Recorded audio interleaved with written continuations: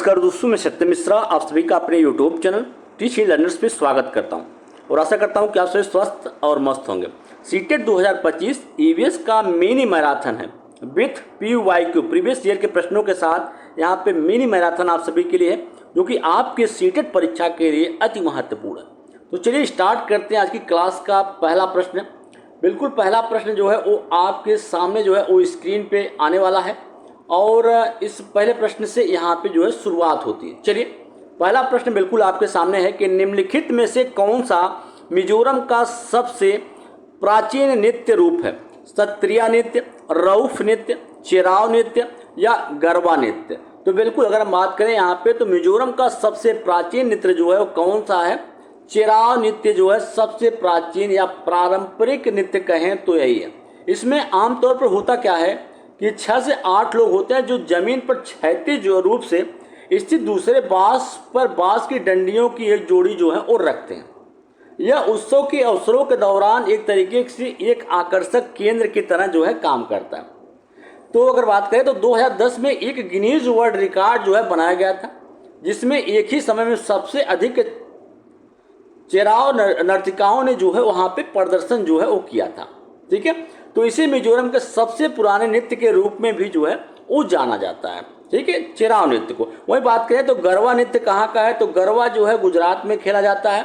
और रऊफ नृत्य की बात करें तो जम्मू बिल्कुल कश्मीर समुदाय के महिलाओं के द्वारा इसको जो है किया जाता है।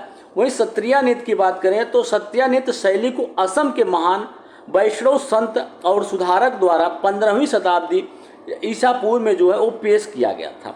तो चलिए भैया हम आगे चलेंगे और अगले प्रश्न को यहाँ पे देखेंगे। अगला प्रश्न बिल्कुल आपके सामने है। यहाँ पे भारतीय में त्योहारों का एक समूह पूर्णिमा के दिन जो है वो मनाया जाता है। दिवाली, होली, महाशिवरात्रि, दिवाली, होली, रक्षाबंधन। तीसरा ऑप्शन है कि होली, रक्षाबंधन, गुरु नानक जयंती। होली है, गुरु नानक जन्मदिन है या मकर संक्रांति। तो भारत में त्योहारों का एक समूह है जो कि पूर्णिमा के दिन जो है वो मनाया जाता है। कौन सा है इसमें से? जान लीजिए कि पूर्णिमा या अन्य कारणों से एक ही स्थान पर प्रतिवर्ष आयोजित होने वाले उत्सव के दिन को हो कि उत्सव जो है वो कहा जाता है। बिल्कुल अगर बात करें तो एक त्यौहार किसी विशेष क्षेत्र की पहचान, संस्कृति और इतिहास के बारे में विभिन्न बातें या जानकारी जो है वो बताता है। तो भारत विविधताओं से भरा देश है, इसलिए यहाँ विभिन्न धर्मों के विभिन्न त्यौहार जो हैं वो मनाए जाते हैं। तो भैया बिल्कुल अगर बात करें तो होली, रक्षाबंधन, गुरु नानक जन्मदिन, ये सभी क्या है पूर्णिमा के दिन जो हैं वो मनाए जाते हैं। चलेंगे अगले प्रश्न पे और अगला प्रश्न है यहाँ पे कि पर्यावरण अध्ययन का उद्देश्य कौन सा नहीं है? पर्यावरण का विश्लेषण करना, पर्यावरण को प्रदूषित करना, पर्यावरण की रक्षा करना, पर्यावरण की सीखने की तकनीक की पहचान करना। तो बिल्कुल अगर बात करें तो पर्यावरण शिक्षण के उद्देश्य कौन से होते हैं? तो पर्यावरण का विश्लेषण और उसकी रक्षा करना ये इसका उद्देश्य होता है। कक्षा शिक्षण को स्कूल के बाहर के जीवन से जोड़ना ये इसका उद्देश्य होता है। पर्यावरण के सीखने की तकनीक को जो है वो पहचानना ये इसका उद्देश्य होता है। बच्चों को उनके पर्यावरण के लिए संवेदनशील बनाना ये उद्देश्य होता है। पर्यावरणीय मुद्दों के बारे में जागरूकता विकसित करना ये उद्देश्य होता है। बच्चों को उनके परिवेश का पता लगाने और उनसे जुड़ने में मदद करना ये पर्यावरण अध्ययन का उद्देश्य होता है। प्राकृतिक पर्यावरण के विषय में बच्चों की जिज्ञासा को बढ़ाना ये उद्देश्य होता है, न कि पर्यावरण को क्या करना, प्रदूषित करना। बिल्कुल इस प्रश्न का राइट जवाब ऑप्शन नंबर सेकंड होगा। चलेंगे भैया अगले प्रश्न की तरफ और अगला प्रश्न बिल्कुल आपके सामने है कि जो पादप खारे जल वाले क्षेत्रों में उगते हैं उन्हें क्या कहा जाता है? लवण मृदोभिज, समोदभिज, मरुदभिज, आत्पोदभिज। तो बिल्कुल अगर हम बात करें जो पादप खारे जल वाले क्षेत्रों में उगते हैं उन्हें क्या कहा जाता है? तो लवण मृदोभिज जो है पौधे कहता है, हैलोफाइट जो है उनको कहते हैं। कुछ पौधे पर्यावरण के अनुसार अनुकूलन जो है करते हैं। अनुकूलन पौधों को पर्यावरण के साथ तालमेल बिठाने में जो है वो मदद करता है और उनके प्रसार में भी जो है वो मदद करता है। लवण मृद पौधे जिसको हैलोफाइट कहा जाता है, ऐसे पौधे जो स्वाभाविक रूप से नमक दूषित वातावरण में जो है वो जीवित रहते हैं और लवण सांद्रता को 1 mNaCl तक जो है वो सहन कर सकते हैं। ठीक है, मैंग्रोव वन जो है, बिल्कुल अगर बात करें तो मैंग्रोव वन जो है इसके अंतर्गत कौन से आते हैं, मैंग्रोव वन आते हैं। चलिए भैया आगे चलेंगे और अगले प्रश्न को यहाँ पे देखेंगे। अगला प्रश्न है कि कक्षा 4 के अध्यापक अयान एक संग्रहालय की यात्रा का आयोजन करते हैं। इस क्षेत्र भ्रमण से कौन से प्रक्रियात्मक कौशलों को प्रोत्साहन मिलेगा? वर्गीकरण एवं प्रयोग करना, संप्रेषण एवं चरों की पहचान करना, अवलोकन करना, मॉडलों का निर्माण करना, नक्शा बनाना एवं मापन करना। तो क्षेत्र भ्रमण की बात यहाँ पे की जाए। क्षेत्र भ्रमण से जो शैक्षिक यात्राएं हैं जिन्हें बच्चों के लिए अधिगम का एक सबसे अच्छा स्रोत माना जाता है, क्योंकि वे छात्रों को व्यवहारिक अनुभव और प्रामाणिक शिक्षा प्रदान करते हैं। क्षेत्र भ्रमण में छात्र जो है बहुत रुचि और जिज्ञासा के साथ जो है चीज़ों को सीखते हैं। जैसे कि अगर बात करें यहाँ पे तो अध्यापक छात्रों को संग्रहालय में ले जाते हैं, क्योंकि क्षेत्र भ्रमण के दौरान बच्चे संग्रहालय में बहुत सी चीज़ों और बहुत सारे मॉडलों को बहुत रुचि के साथ देखते हैं और उसके बारे में जानने की भी जो है कोशिश यहाँ पे करते हैं। तो यहाँ छात्र जो है अवलोकन कौशल जो है यहाँ पे विकसित होगा, क्योंकि वह बहुत सी चीज़ों और वस्तुओं को देखते हैं और जिन्हें संग्रहालय में जो है वो रखा गया होता है। बच्चे संग्रहालय में रखी विभिन्न वस्तुओं के आकार और इतिहास का अवलोकन जो है करते हैं और उन चीज़ों के बारे में और अधिक जानकारी प्राप्त करने का प्रयास भी जो है वो करते हैं। इसके अलावा न केवल वास्तविक वस्तुएं बल्कि हस्तनिर्मित मॉडल जो है संग्रहालय में रखे होते हैं और इन्हें देखने के बाद बच्चे भी मॉडल बनाने के लिए बहुत रुचि और उत्साह जो है वो होता है। तो बिल्कुल इस प्रश्न का राइट जवाब अवलोकन तथा मॉडलों का निर्माण करने का यहाँ पे प्रोत्साहन जो है उनको मिलता है। चलेंगे भैया अगले प्रश्न पे। अगला प्रश्न है यहाँ पे कि अभिभावक शिक्षक अंतःक्रियाओं को उपलब्ध कराने का मुख्य उद्देश्य क्या होता है? विद्यालय में हो रहे क्रियाकलापों के बारे में जानकारी को साझा करना, पुनर्बलन और सुधार के लिए बच्चों की योग्यताओं और कमजोरियों के बारे में चर्चा करना, एक दूसरे के साथ सामाजिक संबंध विकसित करना, एक दूसरे की कमियों का उपचार करना या उजागर करना। तो अभिभावक शिक्षक अंतःक्रियाओं को उपलब्ध कराने का मुख्य उद्देश्य होता है कि पुनर्बलन और सुधार के लिए बच्चों की योग्यता और कमजोरियों के बारे में जो है चर्चा करना, ताकि उसे किस प्रकार से उनकी कमियां जो हैं उसको किस प्रकार से दूर किया जा सके।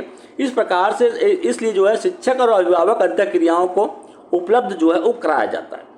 चलेंगे आगे और अगला प्रश्न है यहाँ पे कि हमारे देश की राजधानी की स्थिति के सापेक्ष हिमाचल प्रदेश की राजधानी शिमला और मध्य प्रदेश की राजधानी भोपाल क्रमशः स्थितियाँ क्या हैं? तो बिल्कुल अगर बात करें तो उत्तर दक्षिण में है, दक्षिण पूर्व या उत्तर पश्चिम में, दक्षिण पश्चिम और उत्तर पश्चिम में, उत्तर पूर्व और उत्तर पश्चिम में। तो अगर बात करें यहाँ पे तो राष्ट्रीय राजधानी दिल्ली के संबंध में शिमला और भोपाल की स्थितियाँ जो है क्रमशः उत्तर और दक्षिण है। बिल्कुल इस प्रश्न का राइट जवाब ऑप्शन नंबर सेकंड। बिल्कुल आपको बता दें कि डायरेक्शन बेस्ड जो प्रश्न आपकी परीक्षाओं में अक्सर 1 या 2 नंबर का जो है वो पूछ ही लिया जाता है, ठीक है, तो महत्वपूर्ण है। चलिए आगे चलेंगे और अगले प्रश्न पे कि निम्नलिखित में से क्या पर्यावरण अध्ययन में आकलन का संकेतक होना चाहिए? सहयोग करना, स्मरण करना, पेपर पेंसिल परीक्षण या पाठ्य पुस्तकें। तो आकलन की अगर हम बात करें कि आकलन होता क्या है, आकलन एक छात्र की प्रगति पर उपयोगी डेटा एकत्र करने की प्रक्रिया होती है। यह शिक्षण अधिगम की प्रक्रिया को एक महत्वपूर्ण पहलू होता है। आकलन केवल प्रशिक्षण के एक साधन से कहीं अधिक होता है। यह छात्र कितनी अच्छी तरीके से सीख रहा है उससे संबंधित होता है। अगर बात करें तो आकलन संकेतक शब्द प्रगति के एक संकेतक को दर्शाता है जो बच्चे की आवश्यक क्षमताओं और कौशलों की पहचान करता है, जो इच्छित परिणाम की ओर उसको जो है वो ले जा सके। तो ईवीएस में आकलन के संकेतक जो है के रूप में निम्नलिखित चीजें जो है शामिल होते हैं। जैसे आपका होता है प्रयोग करना और प्रश्न करना, चर्चा करना, व्याख्या करना, अभिव्यक्ति देना, सहयोग करना, अवलोकन और विवरण, वर्गीकरण करना, न्याय और समानता की चिंता।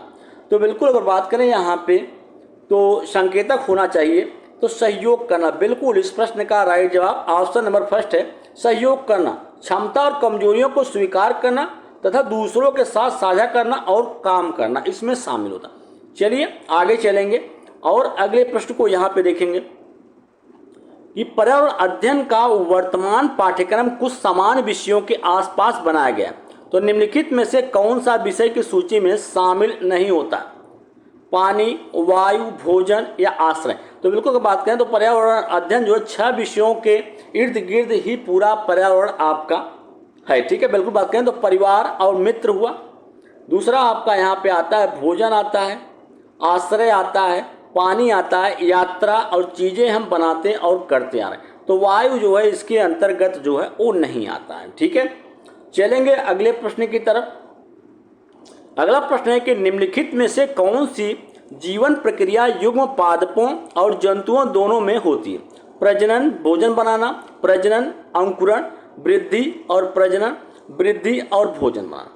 तो जीवित चीज़ें जो है सूक्ष्म संरचनाओं से जो है बनी होती हैं, जिन्हें ही क्या कहा जाता है? कोशिकाएं कहा जाता है। वे वृद्धि करते हैं और संचलन या गति का प्रदर्शन भी जो है वो करते हैं। तो जैविक प्राणी एक नया जीवन उत्पन्न करने में बिल्कुल सक्षम होता है, जो प्रजनन की प्रक्रिया के माध्यम से अपनी तरह का होता है। जीवित चीज़ों का एक विशेष जीवन काल होता है और वे अमर नहीं होते हैं। उनके जीवन चक्र को संक्षिप्त में अगर हम बात करें तो जन्म होता है, वृद्धि होता है, प्रजनन होता है और उनके जो है अंततः मृत्यु हो जाती है। तो जीवित चीज़ों के उदाहरण पौधे और जानवर जो हैं वो दोनों होते हैं। तो वृद्धि करना और क्या करना? प्रजनन करना। तो बिल्कुल इस प्रश्न का राइट जवाब ऑप्शन नंबर 3 है। चलेंगे अगले प्रश्न पे, और अगला प्रश्न है यहाँ पे कि दोपहर के भोजन के ब्रेक के बाद ईवीएस पढ़ाते समय आप पाते हैं कि छात्र पाठ में रुचि जो है वो नहीं ले रहे हैं, तो आप क्या करेंगे? पहला है कि बच्चों को मैदान में खेलने के लिए बाहर ले जाएंगे, दूसरा उन्हें अपने सिर को डेस्क पर रखने और आराम करने के लिए कहेंगे, तीसरा है कि पाठ को रोचक बनाने के लिए बहुवृद्धि आधारित श्रव्य एवं दृश्य सहायक उपकरणों का उपयोग करेंगे, विषय को तुरंत जो है वो बदल देंगे। तो बिल्कुल अगर बात करें तो कई छात्र ईवीएस शिक्षण के समय कक्षा में बोरियत का अनुभव जो है कर सकते हैं। तो अल्पेड़ा का अभाव होता है, इस कारण से वे जो हैं उसमें रुचि नहीं लेते हैं, जो छात्रों को स्कूल में बोरियत का अनुभव कराता है। तो अधिगम की प्रक्रिया में छात्रों की रुचि बनाए रखने के लिए एक शिक्षक को छात्रों को अभिप्रेरित जो है करते रहना चाहिए, जिससे विभिन्न गतिविधियां जो हैं वो शामिल होती हैं। जैसे उनसे एक पाठ को दिलचस्प बनाने के लिए कई वृद्धि आधारित श्रव्य एवं दृश्य सहायक उपकरणों का उपयोग जो है वो करना चाहिए।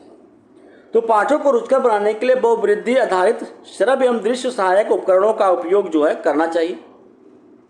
दृश्य श्रव्य साधनों को शिक्षकों के द्वारा पारंपरिक शिक्षक के रूप में जो है माना जाना चाहिए, क्योंकि इससे बिल्कुल अगर बात करें तो शिक्षार्थियों के ज्ञान को समृद्ध करने के लिए श्रवण और दृष्टि दोनों की भावनाओं को जो है सक्रिय करता है। तो इसके लिए आप जो है यहाँ पे टीवी हुआ, कंप्यूटर हुआ, वीडियो हुआ, फिल्म हुआ, प्रोजेक्टर हुआ, विजुअल क्लासरूम आदि का उपयोग जो है कर सकते हैं, ताकि उनकी जो है रुचि जो है वो बनी रहे। चलेंगे अगले प्रश्न पे। विशेष प्रकार का नृत्य जिसे चेराव नृत्य कहते हैं कहाँ के लोगों के द्वारा किया जाता है? असम, मिजोरम, उड़ीसा या झारखंड? तो अगर बात करें तो चेराव नृत्य जो है यहाँ पे मिजोरम में होता है। इसमें आमतौर पर 6 से 8 लोग होते हैं, जो बांस की एक जोड़ी को जमीन पर क्षैतिज रूप से तैनात कर और बांस पे जो है वो रखते हैं। चेराव 6 से 8 लोगों के द्वारा बांस की एक जमीन जोड़ी को एक क्षैतिज रूप से जमीन पर बांधने के लिए विशेष अवसर जैसे कि फसल की जोरदार कटाई पर जमीन पर जो है रखा जाता है। तो चेराव नृत्य में संगीत वाद्य यंत्र के रूप में गोग और इम का उपयोग जो है वो किया जाता है। ठीक है, चलेंगे हम अगले प्रश्न की तरफ। अगला प्रश्न है यहाँ पे कि भूसी को अनाज से अलग करने की प्रक्रिया जो है क्या कहलाती है? निराई, कटाई, थ्रेसिंग, निष्पावन। तो भूसी से अनाज को अलग करने की प्रक्रिया जो है क्या कहलाती है? थ्रेसिंग करना जो है वो कहलाती है। अगला प्रश्न है भारोत्तोलकों को सामान्यतः अधिक मांसपेशियां और शरीर द्रव्यमान बनाने की आवश्यकता होती है। तो इस उद्देश्य के लिए उन्हें एक ऐसा आहार लेने की आवश्यकता है जो डैश से समृद्ध हो, कार्बोहाइड्रेट से, वसा से, विटामिन से या प्रोटीन से। तो बिल्कुल अगर बात करें तो यहाँ पे हमारे भोजन में प्रमुख पोषक तत्वों के रूप में जो है कार्बोहाइड्रेट होता है, प्रोटीन होता है, वसा होती है और विटामिन और खनिज होते हैं। इसके अलावा अगर बात करें तो भोजन में आहार, फाइबर और जल भी जो है शामिल होता है, जिसकी भी हमारे शरीर को आवश्यकता होती है। कार्बोहाइड्रेट और वसा ऊर्जा देने का काम जो है यहाँ पे करते हैं। कार्बोहाइड्रेट हुआ या वसा हुआ ऊर्जा देने का वाले यौगिक होते हैं। एक संतुलित आहार में अच्छे स्वास्थ्य को बनाए रखने के लिए आवश्यक पोषक तत्वों जल, की भी समान और उचित मात्रा में जरूरत होती है। वहीं बात करें प्रोटीन की, तो प्रोटीन भारोत्तोलकों को अधिक मात्रा में मांसपेशियां और शारीरिक द्रव्यमान बनाने की आवश्यकता के लिए उन्हें प्रोटीन जो है युक्त आहार जो है या समृद्ध भोजन जो है वो दिया जाता है। चलेंगे अगले प्रश्न पे। अर्थपूर्ण ईवीएस अधिगम संभव हो सकता है यदि विद्यार्थियों के स्थानीय अनुभव विद्यालय के अनुभव के से संबंध हो, विद्यालय के ज्ञान का प्रयोग ज्ञान की रचना के लिए किया गया हो, विद्यार्थियों के स्थानीय अनुभवों को उचित महत्व न दिया जाए, प्रशिक्षित ईवीएस के शिक्षकों के अनुभवों का प्रयोग जो है वो किया गया हो। तो अर्थपूर्ण ईवीएस अधिगम तभी संभव होगा, कब होगा? बिल्कुल बात करें तो बच्चे कई मौजूदा ज्ञान और अनुभव के साथ विद्यालय में प्रवेश करते हैं जो वे अपने दैनिक जीवन से जो है प्राप्त करते हैं। जब वे वातावरण के साथ अंतःक्रिया करते हैं, इसको महत्व जो है दिया जाना चाहिए और अधिगम में इनका उपयोग जो है वो किया जाना चाहिए। विद्यालय के ज्ञान को एक सार्थक तरीके से विकसित किया जाना चाहिए और बढ़ावा जो है वो दिया जाना चाहिए, जहां वे प्रत्येक संकल्पना को स्पष्ट रूप से जो है समझें। यह केवल तब हो सकता है जब बच्चे के पूर्व के अनुभव को जो है वो ध्यान में रखा जाएगा। ज्ञान को बच्चों के पूर्व अनुभवों पर निर्मित किया जाना चाहिए जो उन्हें चरण दर चरण प्रकृति की ओर जो है वो अग्रसर करता है। तो विद्यालय के ज्ञान का प्रयोग ज्ञान की रचना के लिए जो है किया है। बिल्कुल विद्यार्थियों के स्थानीय अनुभवों के उचित महत्व जो है, इस प्रश्न का राइट जवाब ऑप्शन नंबर फर्स्ट जो है बिल्कुल सही होगा। चलेंगे अगले प्रश्न पे, और अगला प्रश्न है कि वह जंतु कौन सा है जो अपने कानों को अलग अलग दिशाओं में बहुत अधिक जो है घुमा लेता है, जो बाहर की ध्वनि को इकट्ठा करने में उसकी सहायता जो है वो करता है? लंगूर हुआ, सलात हुआ, कुत्ता हुआ या बाघ हुआ? तो बिल्कुल इस प्रश्न का राइट जवाब क्या होगा? बाघ जो है इसका राइट जवाब होगा। एक बाघ की बात करें तो बाघ जो है रात में हमसे अधिकतर लोगों की तुलना में 6 गुना बेहतर चीज़ों को जो है देख सकता है। बाघ की मूछें जो है बहुत ज़्यादा संवेदनशील होती हैं और हवा में हलचल या कंपन को जो है वो महसूस कर सकता है। बाघ की सुनने की क्षमता इतनी तेज होती है कि वह पत्तों की सरसराहट और घास पर किसी जानवर के हिलने डुलने की आवाज़ में भी जो है वो फर्क कर सकता है। बाघ के कान अलग अलग दिशाओं में घूम सकते हैं और इससे चारों ओर से आने वाले आवाज़ों को सुनने में जो है वो मदद मिलती है। बाघ अपने क्षेत्र को अपने मूत्र से जो है वो चिन्हित करते हैं। एक बाघ को पेशाब की गंध से तुरंत पता चल जाता है कि उसके क्षेत्र में कोई दूसरा बाघ आया है कि नहीं आया। चलिए भैया हम अगले प्रश्न पे यहाँ पे चलेंगे, और अगला प्रश्न बिल्कुल आपके सामने है कि 3 खाद्य पदार्थों का ऐसा समूह कौन सा है जिसके प्रत्येक सदस्य में लौह तत्व जो है प्रचुर मात्रा में होता है? पालक, गुड़, आंवला, पालक, आंवला, टमाटर, गुड़, बंद गोभी, आंवला, पालक, प्याज और टमाटर। तो बिल्कुल अगर बात करें तो लौह तत्व जिसको आयरन भी बोलते हैं, तो रक्त कोशिकाओं को बनाने में महत्वपूर्ण होता है, जो पूरे शरीर में ऑक्सीजन का वाहन जो है करता है। आयरन की कमी से बिल्कुल अगर बात करें तो लौह तत्व या आयरन की कमी से एनीमिया नामक रोग जो होता है, एनीमिया होता है, क्या होता है? एनीमिया नामक रोग जो है वो होता है।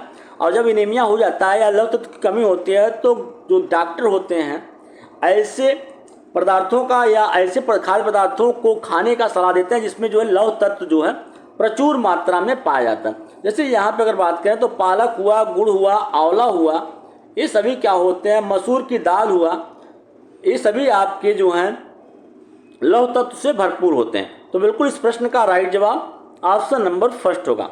चलेंगे भैया अगले प्रश्न की तरफ। बिल्कुल मिनी मैराथन में आप सभी का स्वागत है भैया, और मिनी मैराथन आप सभी को आपके एग्जाम में काफ़ी हेल्पफुल साबित होने वाला। बिल्कुल बात करें तो निम्नलिखित में से कौन सा विटामिन जल में घुलनशील होता है?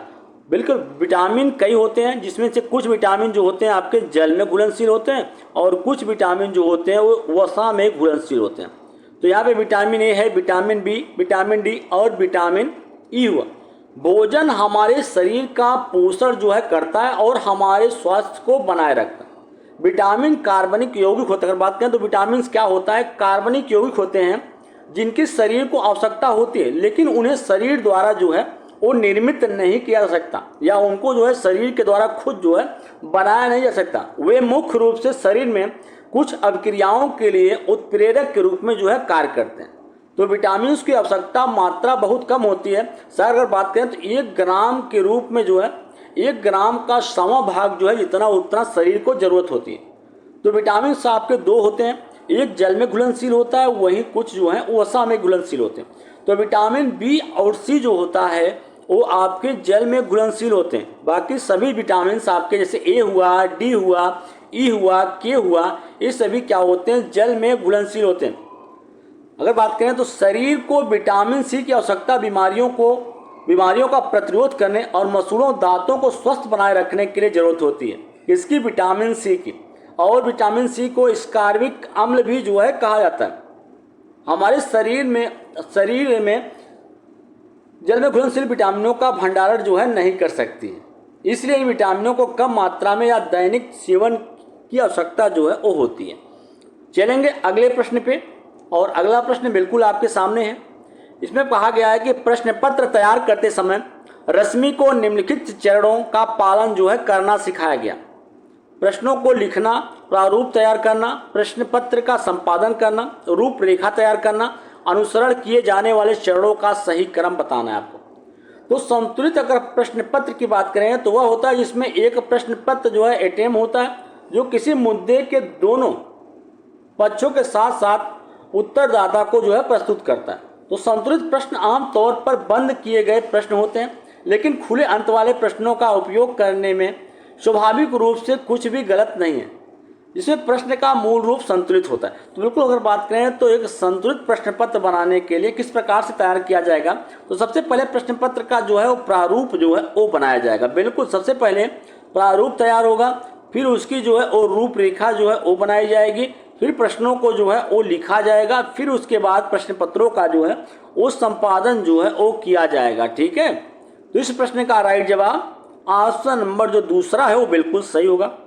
चलेंगे भैया अगले प्रश्न की तरफ, और अगला प्रश्न है कि पर्यावरण शिक्षा में कौन सी शिक्षण पद्धति समूह चर्चा से संबंधित है। भूमिका निर्वाह गतिविधि, व्याख्यान, वर्णन, संगोष्ठी। तो शिक्षण विधि की अगर हम बात करें तो शिक्षण विधि या शिक्षण पद्धति, तो विभिन्न शिक्षण विधियों का उपयोग शिक्षकों के द्वारा छात्रों की आवश्यकता के अनुसार जो है वो किया जाता है। एक को चुनने के लिए शिक्षक अपनी क्षमताओं के आधार पर छात्रों को वर्गीकृत जो है कर सकता है, या वह विषय के अनुकूलन के आधार पर उन्हें जो है चुन सकता है। तो यहाँ पे संगोष्ठी जो है, बिल्कुल अगर बात करें तो एक संगोष्ठी एक शैक्षणिक व्यवस्था में से एक औपचारिक सभा होती है, जहाँ प्रतिभागी अपने अपने क्षेत्रों के क्या होते हैं, विशेषज्ञ होते हैं। अगर बात करें तो एक संगोष्ठी को लघु स्तरीय सम्मेलन के रूप में भी जो है वो देखा जा सकता है, क्योंकि प्रतिनिधियों की संख्या जो है यहाँ पे बिल्कुल कम होती है। चलेंगे अगले प्रश्न पे। अगला प्रश्न आपके सामने है और अच्छा प्रश्न है कि मधुमक्खी पालन के बारे में सही कथन का चयन कीजिए। पहला, जनवरी से मार्च मधुमक्खी पालन शुरू करने का सबसे अच्छा समय।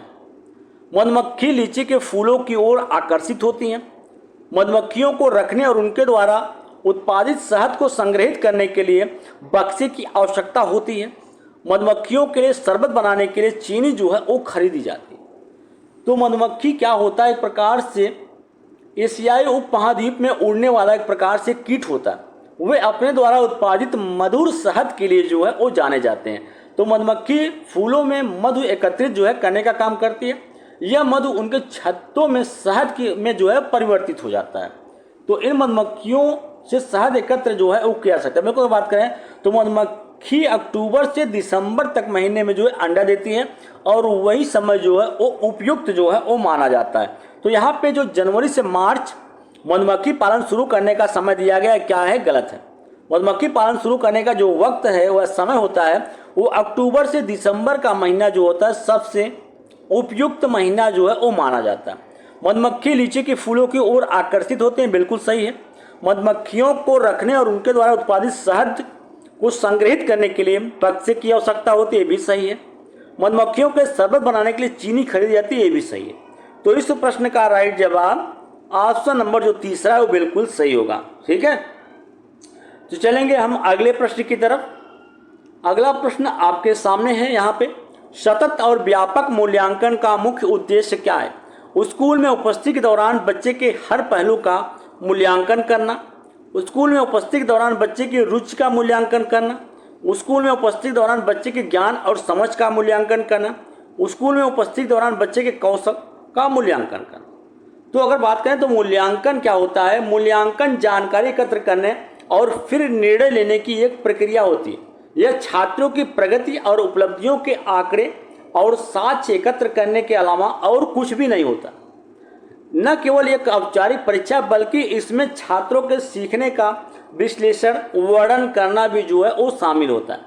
तो स्कूल में उपस्थिति के दौरान बच्चे के हर पहलू का मूल्यांकन करना जो है इसमें शामिल होता है।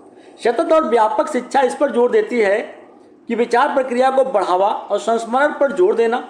स्कूल में उसकी उपस्थिति के दौरान बच्चे के हर पहलू का मूल्यांकन करना, छात्रों के संज्ञानात्मक और भाव विषयक क्षेत्रों को विकसित करना, एक बच्चे के वृत्ति के शैक्षिक और सशैक्षिक दोनों पहलुओं का आकलन करना, एक बच्चे के वृत्ति के शैक्षिक और बिल्कुल अगर बात करें स्कूल में उसकी उपस्थिति के दौरान बच्चे के हित का मूल्यांकन करना, सुधार करने के लिए सीखने के तरीके का अवलोकन और उसका रिकॉर्डिंग करना। ठीक है, तो सतत और व्यापक मूल्यांकन का उद्देश्य स्कूल में उसकी उपस्थिति के दौरान बच्चे के हर पहलू का मूल्यांकन जो है वो करना शामिल होता है। चलेंगे अगले प्रश्न की तरफ। अगला प्रश्न है यहाँ पे कि निम्नलिखित में से कौन सा नियम प्रयास और त्रुटि के सिद्धांत से संबंधित नहीं है? पुनर्बलन का सिद्धांत, तत्परता का नियम, अभ्यास का नियम, प्रभाव का नियम। तो यहाँ पे अगर बात करें तो प्रयास और त्रुटि सिद्धांत में कौन सा संबंधित नहीं है? तो पुनर्बलन जो है शामिल नहीं, जबकि तत्परता, अभ्यास ये सभी जो है थर्नडाइट के नियम और थर्नडाइट ने प्रयास और त्रुटि का सिद्धांत जो है उनके द्वारा ही दिया गया था। वही अगर बात करें यहाँ पे तो भैया तत्परता या प्रभाव की बात करें तो तत्परता क्या है? तत्परता का नियम, तत्परता का यह तात्पर्य यह होता है कि यदि कोई कुछ सीखने के लिए तैयार नहीं है तो कोई प्रभावी ढंग से नहीं जो है सीख सकता है। कि रुचि, परिपक्वता, पिछले अनुभवों की आवश्यकता आदि से जो है तत्परता जो है वो आती है। वही बात करें अभ्यास का नियम तो बार बार प्रभावी शिक्षण की ओर अग्रसर होता है और परिणामों का ज्ञान इसके लिए एक आवश्यक शर्त होती है। वहीं बात करें प्रभाव के नियम की तो यह उन चीज़ों को सीखने की स्वाभाविक प्रवृत्ति है जो खुशी और जो है संतुष्टि प्रदान करता है। चलेंगे अगले प्रश्न पे, और अगला प्रश्न आपके सामने है और इस प्रश्न में पूछा गया है कि पर्यावरण अध्ययन में अधिगम का आकलन करने का उद्देश्य है। शिक्षक विद्यार्थियों को उपलब्धियों के विषय में जानकारी एकत्र करें। यह मूल्यांकन की अपेक्षा शिक्षण का एक मार्ग है। यह विद्यार्थियों द्वारा नवीन ज्ञान में दक्षता प्राप्त करने की प्रगति के विषयों में पुष्टि होती है। यह विद्यार्थियों के सीखने के बारे में सूचना देता है जिससे अगले चरण के लिए उन्हें सहारा जो है वो दिया जा सके। तो आकलन की बात करें अगर हम यहाँ पे तो आकलन विद्यार्थियों के अधिगम के बारे में प्रासंगिक जानकारी एकत्र करने की एक प्रक्रिया होती है। यह शिक्षा अधिगम प्रक्रिया का एक महत्वपूर्ण घटक है और आकलन अधिगम मापने के अलावा जो है और कुछ भी नहीं होता। अधिगम का आकलन आमतौर पर वर्ग, पाठ्यक्रम, सेमेस्टर या शैक्षणिक वर्ष के अंत में होता है और यह प्रकृति में योगात्मक होता है और अधिगम के परिणामों को मापने और छात्रों, अभिभावकों और प्रशासकों को विद्यार्थियों के उपलब्धि की रिपोर्ट करने के उद्देश्य से जो है वो किया जा सकता है। तो शिक्षक विद्यार्थियों के उपलब्धि के विषय में जानकारी जो है वो एकत्र करता है।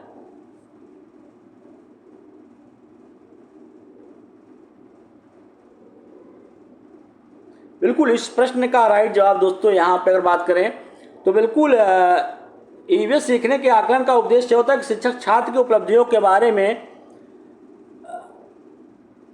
जानकारी जो है वो एकत्र करना। बिल्कुल इस प्रश्न का राइट जवाब ऑप्शन नंबर फर्स्ट जो है बिल्कुल सही होगा। चलेंगे अगले प्रश्न पे, और अगला प्रश्न है यहाँ पे कि मादक दवाओं की लत को नियंत्रित करने के लिए आमतौर पर इस्तेमाल की जाने वाली दवा का नाम क्या है? फोलिक एसिड है, कोकाइन है, एस्कॉर्बिक अम्ल है, पैथिडीन है। तो मादक दवाओं की लत को, मादक दवाएं होती क्या जान लीजिए कि एक दवा एक पदार्थ है जो शुरू में मस्तिष्क में रासायनिक अपक्रियाओं के कारण भावनाएं, सोच या व्यवहार को जो है वो प्रभावित करती हैं। तो इस मायने में शराब भी क्या होती है? एक प्रकार की मादक दवा ही होती है। तो यहाँ पे मादक दवाओं को नियंत्रित करने के लिए आमतौर पर इस्तेमाल की जाने वाली दवा का नाम क्या है? एस्कॉर्बिक अम्ल है। चलिए भैया आगे चलेंगे और अगले प्रश्न को यहाँ पे देखेंगे। पीसी कल्चर क्या है? मधुमक्खी पालन है, मत्स्य पालन है, मुर्गी पालन है या इनमें से कोई नहीं है? तो यहाँ पे बात की जा रही है पीसी कल्चर की। तो बिल्कुल पीसी कल्चर जो होता है आपके मछली पालन या मछली का कृत्रिम प्रजनन पालन और प्रत्यारोपण से संबंधित होता है, अर्थात मत्स्य पालन से जो संबंधित जो है आपका पिसीकल्चर होता है। इसमें टैंकों या बाड़ों में भोजन के लिए मछली कृषि का उत्पादन जो है शामिल होता है और तिपालियाँ, कैटफिश और सैल्मन्स में खेती उगाई जाती है। बिल्कुल, अगर बात करें वहीं पे, चलिए आगे चलते हैं और अगले प्रश्न को यहाँ पे देखते हैं।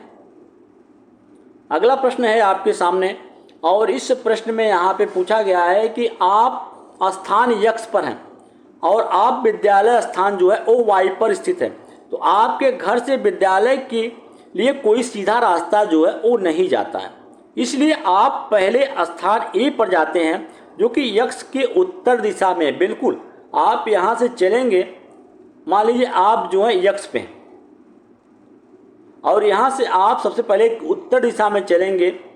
बिल्कुल, जो यक्ष के उत्तर दिशा में 30 मीटर की दूरी पर स्थित है, ए पे आप जाएंगे और ए यहाँ पे अवस्थित है जो कि 30 मीटर की दूरी पर है। जो यक्ष के उत्तर दिशा में 30 मीटर की दूरी पर स्थित है। बिल्कुल, फिर स्थान बी पर जाते हैं जो कि ए के पश्चिम दिशा में 40 मीटर की दूरी पर स्थित है।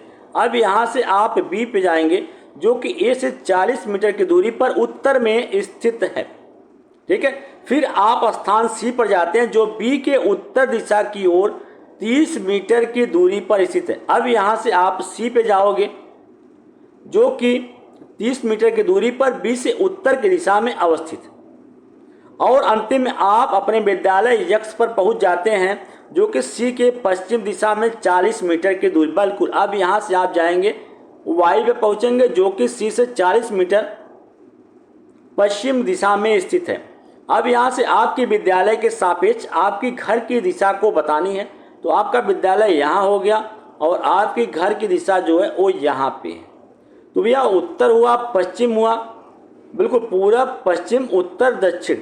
अब यहाँ पे दक्षिण और पूर्व जो है इसका राइट जवाब होगा। क्या होगा? दक्षिण और पूर्व जो है इसका बिल्कुल राइट जवाब होगा। चलेंगे अगले प्रश्न की तरफ और अगला प्रश्न यहाँ पे आपके सामने कि सुश्री देवो ज्योति समुदाय से प्राप्त उदाहरणों का प्रयोग करते हुए पर्यावरण में चीज़ों की अन्योन्याश्रितता का विचार जो है सीख रही है। निम्नलिखित में से कौन सा उदाहरण इस धारणा को समझाने के लिए सबसे उपयुक्त है? एक डाकघर, एक प्रतीक्षा इमारत, एक किराने की दुकान, एक नाली। तो एक समुदाय लोगों का एक समूह होता है जो यह दूसरे से अंतःक्रिया और एक समान स्थान को साझा करते हैं। तो अन्योन्याश्रितता को दो या दो से अधिक वस्तुओं या व्यक्तियों की एक दूसरे पर निर्भरता के रूप में जो है वो परिभाषित जो है वो किया जा सकता है। तो जैसे यहाँ पे किराने की दुकान होती है जिसमें कई लोग जो हैं इस पर डिपेंड करते हैं, निर्भर करते हैं। ठीक है, और ये ऐसी दुकान होती है जो विभिन्न प्रकार के या ताज़े या पैक किए हुए खाद्य पदार्थ जो है बेचती है। और किराने की दुकान के लिए किसान को उन्हें सामान उपलब्ध कराने की आवश्यकता होती है। किसान फसलों का उत्पादन करते हैं और किराने की दुकान का सुपरमार्केट को अनाज उपलब्ध कराना, किसानों को उनके माल के लिए किराने की दुकान से धन मिलना। बिल्कुल, हम अपने दैनिक भोजन की ज़रूरतों के लिए किराना को दुकान पर जो है डिपेंड करते हैं। तो यह एक अन्योन्याश्रितता का जो है वो सबसे बड़ा उदाहरण है। चलेंगे भैया अगले प्रश्न की तरफ और अगला प्रश्न है यहाँ पे कि कक्षा 1 और 2 में पर्यावरण से संबंधित अवधारणाओं का डैश के माध्यम से अध्ययन जो है वो किया जा सकता है। भाषा और गणित, केवल एक और दो दोनों, केवल एक, ना ही एक और ना ही आपका दो। तो पर्यावरण अध्ययन एक बहुआयामी विषय हो जो विभिन्न शैक्षणिक क्षेत्रों के महत्वपूर्ण सिद्धांतों को जो है शामिल करता है। तो एक तरीके से व्यापक क्षेत्र जो इस तरीके से सामाजिक विज्ञान, भाषा, गणित आदि के साथ ही समृद्ध विषयों के रूप में पर्यावरण अध्ययन के बुनियादी सिद्धांतों का अध्ययन जो है वो कराता है। तो प्रारंभिक बाल्यावस्था की अगर बात की जाए तो बच्चे अपने वातावरण को समग्र रूप से देखते हैं। इसलिए कक्षा 1 और 2 में पर्यावरण विज्ञान को अवधारणाओं को जो है भाषा और गणित में एकीकृत जो है किया गया है। तो बिल्कुल इस प्रश्न का राइट जवाब क्या हो जाएगा? Option number 2। चलेंगे अगले प्रश्न की तरफ और अगला प्रश्न यहाँ पे है कि राष्ट्रीय पाठ चर्चा रूपरेखा 2005 के आधार पर पर्यावरण अध्ययन विषय को किस पहलू को ध्यान में रखकर जो है वो पेश किया गया था? जैविक संरक्षण, पर्यावरण की सुरक्षा एवं संरक्षण पर बल, लोकतांत्रिक और सामाजिक संरक्षण, सांस्कृतिक विरासत संरक्षण। तो भारत में 2005 की राष्ट्रीय पाठ्यचर्या रूपरेखा शैक्षिक नीतियों और प्रथाओं के लिए एक व्यापक मार्गदर्शिका के रूप में कार्य करती है, जो विभिन्न विषयों में पाठ्यक्रम या पाठ्यचर्या के विकास की एक रूपरेखा जो है प्रदान करती है। तो पर्यावरण की सुरक्षा और संरक्षण पर जो है वो बिल्कुल इस प्रश्न का राइट जवाब ऑप्शन नंबर जो आपका दूसरा है वो बिल्कुल सही होगा। चलेंगे अगले प्रश्न पे, और अगला प्रश्न है यहाँ पे कि कपकपी के साथ तेज बुखार जिसका इलाज जो है सिकोना पेड़ की छाल से किया जा सकता है, वो क्या होता है? आंत ज्वर होता है, मलेरिया होता है, चिकनगुनिया होती है या डेंगू होता है। तो कपकपी के साथ तेज बुखार आना जो जिसका इलाज सिकोना पेड़ की छाल से किया जाता है वो क्या होता है? आपकी मलेरिया होती है। इसमें होता क्या है भैया? मलेरिया में सिर दर्द होगा, उल्टी होगा और बहुत तेज से बुखार होगा। तो होता क्या है इसमें, जब किसी को हो जाता है तो उसके रक्त का परीक्षण जो है किया जाता है। अगर रक्त में प्लाज्मोडियम परजीवी होता है तो इससे पता चल जाता है कि व्यक्ति को क्या हुआ है? मलेरिया हुआ है। तो मलेरिया प्लाज्मोडियम परजीवी के कारण होने वाली एक बीमारी है जो संक्रमित मादा एनोफिलीज मच्छरों के काटने से मनुष्यों में पहुंचती है। तो सिकोना पेड़ की छाल जो होती है उसके क्विनिन नामक जो है दवा बनाई जाती है, और ये दवा जो है तो ये मलेरिया के लिए उपयोगी होती है। बिल्कुल अगर बात करें सिकोना जो है उसका अन्य उपयोग भी होता है, जो आँखों के लिए लोशन बनाया था, जो दर्द शून्य करने, कीटाणुओं को मारने के लिए भी इसका यूज जो है वो किया जाता है। तो बिल्कुल इस प्रश्न का राइट जवाब ऑप्शन नंबर जो दूसरा है बिल्कुल सही होगा। चलेंगे अगले प्रश्न पे, और अगला प्रश्न है यहाँ पे कि कांसा एक मिश्र धातु है जिसे निम्नलिखित में से किन्हें पिघलाकर बनाया जाता है? जिंक हुआ, टिन हुआ, टिन, कापर और जिंक को, एल्युमिनियम और जिंक को। तो बिल्कुल बात करें तो कांसा, टिन और कापर को, जो टिन और कापर को पिघलाकर बनाया जाती है। एक प्रकार से मिश्र धातु होती है जिसमें टिन और कापर को पिघलाकर बनाया जाता है। अगर बात करें तो इसमें जो होती है 88% जो है वो कापर होता है, और मात्र 12% जो होती है यहाँ पे जिंक जो है 12% इसमें, बिल्कुल अगर बात करें तो 12% जो है टिन होती है। इसके गलनांक की बात करें तो इसका गलनांक 950 डिग्री सेल्सियस से लेके 1050 डिग्री सेल्सियस के बीच में इसका गलनांक होता है। इसका उपयोग जो होता है, इसका उपयोग ऑटोमोबाइल्स के पार्टों को बनाने के लिए किया जाता है, फर्नीचर ट्रिम, छत का दीवार पैनल, जहाज, धातु सामग्री बनाने के लिए भी इसका उपयोग जो है वो करते हैं। चलेंगे अगले प्रश्न।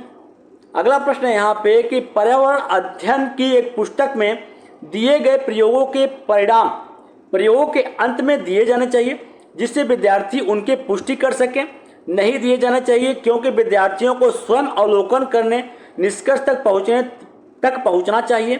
पर्यावरण अध्ययन अध्यापक द्वारा स्पष्ट किया जाना चाहिए, प्रयोग के अंत में स्पष्ट किया जाना चाहिए जिससे विद्यार्थी याद जो है वो कर सके।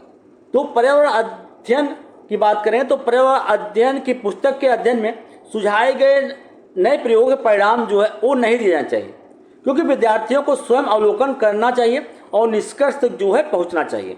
अगर ऐसा नहीं होता है तो फिर क्या होता है जान लीजिए कि अगर निष्कर्ष जो है या परिणाम जो है दे दिए जाते हैं पुस्तक में तो विद्यार्थियों प्रयोग पूरा करने से पहले ही परिणाम को जो है देख लेते हैं और प्रयोगों का जो स्वाभाविक तरीका होता है वो बिल्कुल खराब हो जाता है। विद्यार्थियों में प्रयोग करने की जिज्ञासा जो है बिल्कुल कम हो जाती है और सार्थक अधिगम तब होता है जब विद्यार्थी प्रयोग के बाद अवलोकन करते हैं और निष्कर्ष तक जो है वो पहुँचते हैं।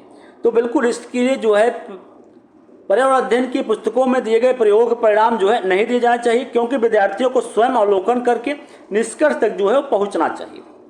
चलेंगे अगले प्रश्न पे, और अगला प्रश्न है यहाँ पे कि बढ़ते समुद्री जलस्तर केवल पिघलते ग्लेशियरों के कारण होता है, सत्य है, असत्य है, आंशिक रूप से सत्य है या इनमें से कोई नहीं? तो बिल्कुल बात करें तो बिल्कुल क्या है, असत्य है। सिर्फ एक ही कारण जो है समुद्री जलस्तरों के बढ़ने का नहीं है। ठीक है, चलिए आगे चलेंगे और अगले प्रश्न को यहाँ पे देखेंगे। अगला प्रश्न है कि हाथियों के बारे में निम्नलिखित में से कौन सा कथन जो है सही है? हाथी अपने भारी शरीर के कारण बहुत अधिक आराम करना पसंद करता है। सामान्यतः 3 महीने के बच्चे का वजन जो है लगभग 2 कुंटल होता है। एक वयस्क हाथी 2 कुंटल से भी अधिक है। पत्ते और टहनियाँ खा सकता है। हाथी दिन में 8 से 10 घंटे जो हैं वो सोते हैं। तो हाथी की अगर बात करें तो हाथी पृथ्वी पर मौजूद जो है सबसे बड़ा स्तन प्राणी है और सबसे बड़ी मादा हाथी जो होती है वो पूरे झुंड का नेतृत्व जो है वो करती है। तो एक झुंड में 10 से 12 मादा हाथी और बच्चे जो है वो शामिल होते हैं। झुंड में कोई नर हाथी जो है वो शामिल नहीं होता। वे 14 से 15 वर्ष की आयु में अगर नर भी कोई शामिल होता है तो 14 से 15 वर्ष में हुए अपने झुंड को जो है छोड़ के बाहर निकल जाते हैं। अगर बात करें तो एक वयस्क हाथी जो होता है एक दिन में 100 किलो अर्थात 1 कुंटल तक पत्ते और टहनियों को जो है वो खा सकता है। 3 महीने के हाथी के बच्चे का जो वजन होता है 200 किलो होता है अर्थात 2 कुंटल का वजन उसका होता है। हाथी ज़्यादा आराम नहीं करते और दिन में सिर्फ 2 से 3 घंटे ही सोते हैं। तो पहला जो यहाँ पे दिया गया है कि हाथी अपने भारी शरीर के कारण बहुत अधिक आराम करते हैं, तो ये बिल्कुल क्या है, गलत है। बहुत कम आराम करते हैं, मात्र एक दिन में 2 से 3 घंटे ही सोते हैं, 8 से 10 घंटे सोते हैं, ये भी क्या है, गलत है। सामान्यतः 3 महीने के बच्चे का वजन 2 कुंटल होता है, ये बिल्कुल सही है। एक वयस्क हाथी 2 कुंटल से भी अधिक पत्ते और टहनियाँ खा सकता है, ये भी क्या है, गलत है। चलिए आगे चलेंगे और अगले प्रश्न पे कि भारत में शाम के 7:30 बजे हैं, उसी दिन दोपहर 2 कहाँ बज रहे होंगे? लंदन में, जापान में, ढाका में या कराची में? तो बिल्कुल अगर बात करें तो जब भारत में शाम 7:30 बज रहे हों उसी समय उसी दिन लंदन में दोपहर के 2 बज रहे हैं। अगर हम यहाँ पे बात करें तो भारत और लंदन के समय में 5.5 घंटे का अंतराल या 5.5 घंटे का जो है अंतर है। चलेंगे अगले प्रश्न पे। मानव शरीर में सबसे छोटी हड्डी जो है वो कहाँ स्थित होती है? मानव शरीर की अगर सबसे छोटी हड्डी की बात करें तो स्टेपीज जो होती है मानव शरीर की सबसे छोटी हड्डी होती है। और ये कहाँ पाई जाती है भैया? कि मध्य कर्ण जो होता है, मध्य कर्ण में जो है ये हड्डी जो है वो पाई जाती है। तो मस्तिष्क में होती है, अंगूठे में होती है, कान में होती है या घुटने में होती है? तो ये कान में जो है वो पाई जाती है। चलेंगे अगले प्रश्न पे। अगला प्रश्न है यहाँ पे कि नीचे दिए गए कथनों ए और बी पर विचार कीजिए। कथन ए दिया गया है कि कौवे पेड़ की बहुत नीची डाल पर घोंसला जो है वो बनाता है। बी है कि बीवर पक्षी 2 पत्तों को सिलकर अपना घोंसला जो है वो बनाता है। तो निम्नलिखित में से कौन सा सही है? अगर हम बात करें यहाँ पे कथन एक की तो कथन एक बिल्कुल गलत है, क्योंकि जो कौवा होता है आमतौर पर पेड़ की सबसे ऊंची डाल पे घोंसले का निर्माण करता है, न कि निचली डाल पे। ठीक है, ये तो गलत हो गया। वहीं दूसरे कथन की बात करें तो बीवर पक्षी की अगर यहाँ पे बात की जा रही है तो बीवर पक्षी जिसे बया पक्षी भी जो है वो कहा जाता है, 2 पत्तों को सीने की बजाय घास और अन्य पौधों के रेशों से अपने जटिल घोंसले का निर्माण करता है। तो बिल्कुल इस प्रश्न का दोनों ही कथन जो है वो क्या है, गलत हैं। बिल्कुल इस प्रश्न का राइट जवाब क्या होगा?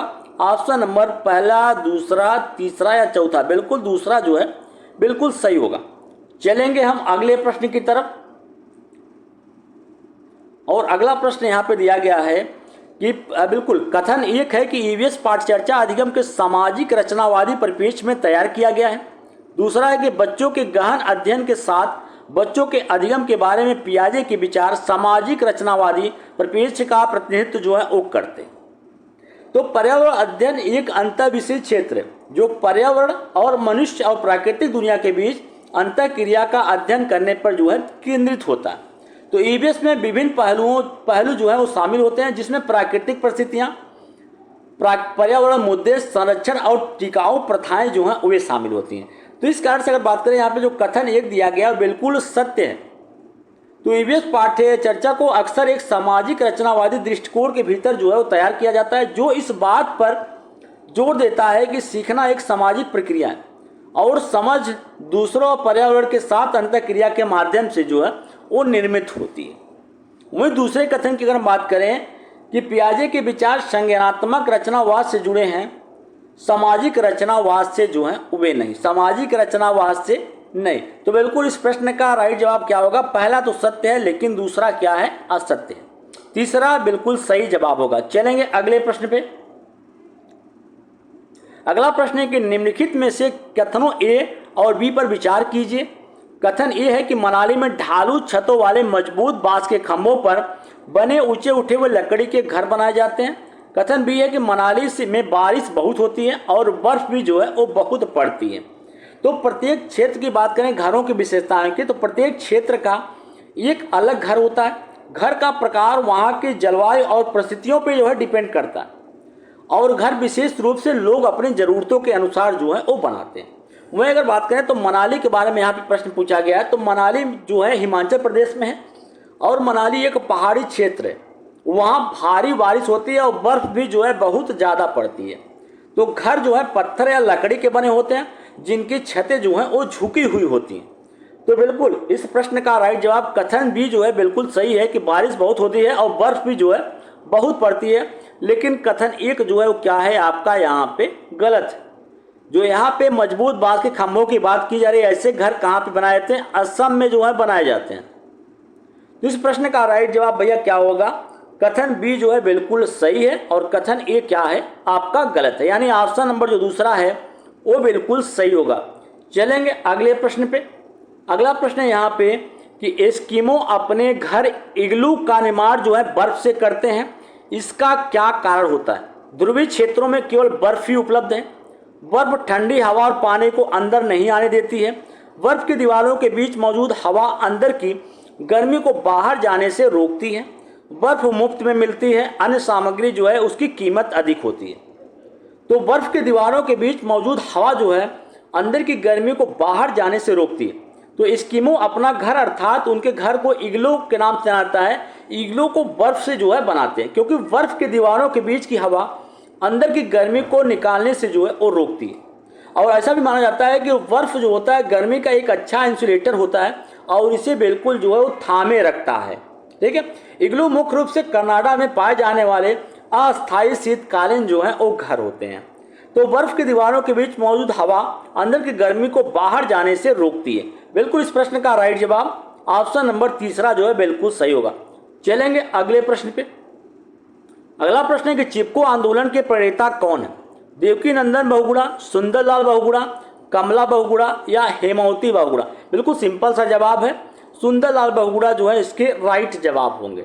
ठीक है, चिपको आंदोलन की शुरुआत जो है 1973 में भारत के प्रसिद्ध पर्यावरणविद सुंदरलाल बहुगुणा, चंडी प्रसाद भट्ट और गौरा देवी के नेतृत्व में जो है वो हुई थी। तो चिपको आंदोलन की शुरुआत जो है उत्तराखंड के चमोली जिले में होती है और उस समय उत्तर प्रदेश में पड़ने वाले अलकनंदा घाटी के मंडल गांव में लोगों ने चिपको आंदोलन की जो है शुरुआत की थी। चलिए भैया आगे चलेंगे और अगले प्रश्न को यहाँ पे देखेंगे। अगला प्रश्न बिल्कुल आपके सामने है कि भारतीय राष्ट्रीय कांग्रेस की स्थापना 1885 में हुई थी। इसमें इसके प्रथम अध्यक्ष कौन थे? महात्मा गांधी, जवाहरलाल नेहरू, गोपाल कृष्ण गोखले, विमेश चंद बनर्जी। तो भारतीय राष्ट्रीय कांग्रेस की स्थापना 1885 में होती है और इसके प्रथम अध्यक्ष कौन थे? विमेश चंद बनर्जी या विमेश चंद बनर्जी जो है इसका राइट जवाब होगा। ठीक है, चलिए आगे चलते हैं और अगले प्रश्न को यहाँ पे देखते हैं कि निम्नलिखित में से कौन सा सबसे अधिक उत्पादक पारिस्थितिकीय तंत्र है? उष्णकटिबंधीय वर्षावन, टुंड्रा वन, सवाना या रेगिस्तान? तो उष्णकटिबंधीय वर्षावन इसका राइट जवाब होगा। तो उष्णकटिबंधीय वर्षावन घने होते हैं, बहुस्तरीय होते हैं और कई प्रकार के पौधे और जानवरों को जो है वो आश्रय प्रदान करते हैं। तो 200 सेमी से अधिक वर्षा वाले क्षेत्रों और 15 से 30 डिग्री सेल्सियस के तापमान वाले क्षेत्रों में जो है ऐसे वन जो है वो पाए जाते हैं। वे आमतौर पर भूरेखीय और उष्णकटिबंधीय क्षेत्रों में 23.5 डिग्री उत्तर से 23.5 डिग्री दक्षिण में जो है वो होते हैं। इसलिए ये हमेशा जो है वो हरे भरे जो है दिखाई देते हैं और सदाबहार वनों के रूप में भी जो है इनको जाना जाता है।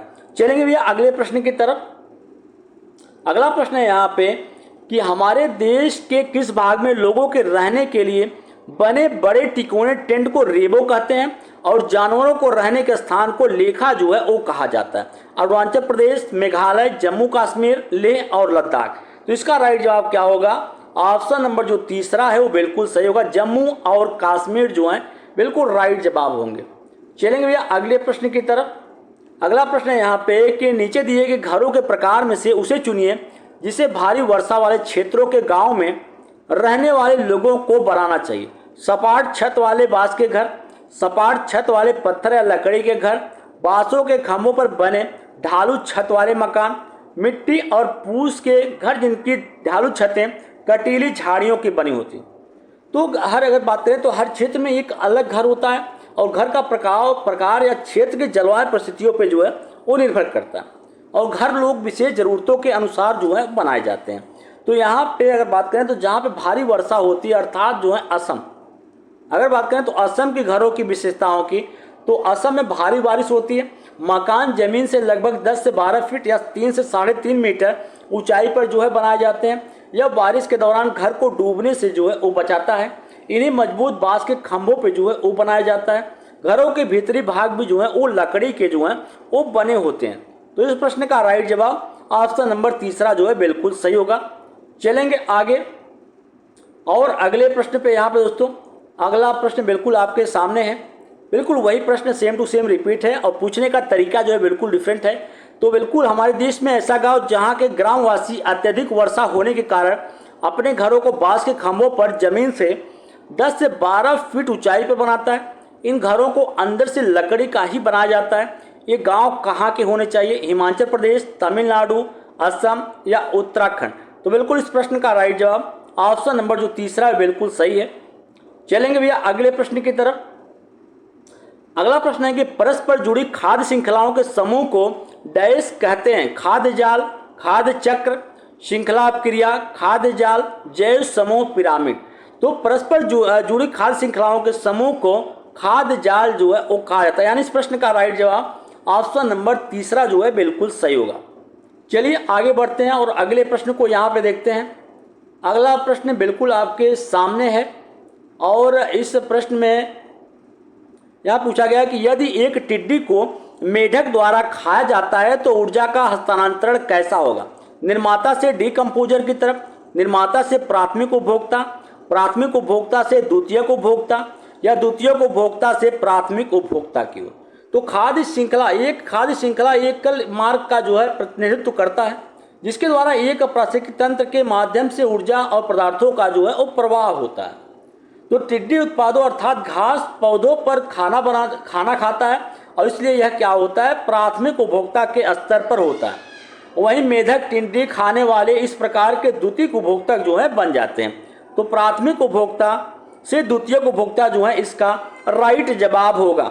चलेंगे भैया अगले प्रश्न की तरफ और अगला प्रश्न है यहाँ पे कि एक परिकल्पना का बार बार परीक्षण जो है किया जाता है और इसे गलत नहीं पाया जाता, डैश बन जाता है? सिद्धांत, नियम, खोज या मूल अवधारणा? तो सिद्धांत एक प्रकार की क्या होती है? स्वीकृत परिकल्पना है या उन परिकल्पनाओं के समूह को दर्शाता है जिन्हें बार बार परीक्षण के साथ जो है सही पाया जाता है। तो एक सिद्धांत तब बिल्कुल मान्य है जबकि उस पर विवाद करने के लिए कोई साक्ष्य न हो, इसलिए सिद्धांत का खंडन जो है वो किया जा सकता है। तो एक परिकल्पना एक सिद्धांत है जिसे परीक्षण के बाद स्वीकार जो है वो किया जा सकता है। तो इस प्रश्न का राइट जवाब ऑप्शन नंबर पहला जो है बिल्कुल सही होगा। चलेंगे अगले प्रश्न पे। अगला प्रश्न है यहाँ पे कि दृश्य एवं श्रव्य एवं दृश्य शिक्षण अधिगम सामग्री का उदाहरण डैश है? रेडियो है, टेप रिकॉर्डर है, बुलेटिन बोर्ड है या टेलीविजन है? तो बिल्कुल अगर बात करें तो रेडियो हुआ या टेप रिकॉर्डर हुआ, बुलेटिन बोर्ड हुआ, या तो सुन सकते हैं या तो देख सकते हैं, लेकिन टेलीविजन ऐसा है शिक्षण सहायक सामग्री है जिसको तो आप देख भी सकते हैं और बिल्कुल सुन भी सकते हैं। चलेंगे भैया अगले प्रश्न की तरफ। निम्नलिखित में से ऊष्मा के कुचालकों के समूह का चयन कीजिए। अब ऊष्मा के कुचालक ऊष्मा को अपने में से जो है प्रवाहित नहीं होने देते हैं। तो ऊष्मा के कुचालकों की बात करें तो वायु हुआ, जल हुआ, प्लास्टिक हुआ, काष्ठ आदि इसमें जो है वो शामिल होते हैं। तो इस प्रश्न का राइट जवाब ऑप्शन नंबर फर्स्ट जो है वो बिल्कुल सही होगा। चलेंगे अगले प्रश्न की तरफ और अगला प्रश्न यहाँ पे आपके सामने कि पर्यावरण अध्ययन पाठ्यक्रम बच्चों की समग्र शिक्षा का कारण बन सकता है यदि यह है एकीकृत हो, समावेशी हो, विषयगत हो या उपरोक्त सभी? यदि पर्यावरण अध्ययन का पाठ्यक्रम एकीकृत, समावेशी और विषयगत हो तो यह बच्चों की समग्र शिक्षा का मार्ग जो है प्रशस्त कर सकता है या समग्र शिक्षा का कारण जो है बन सकता है।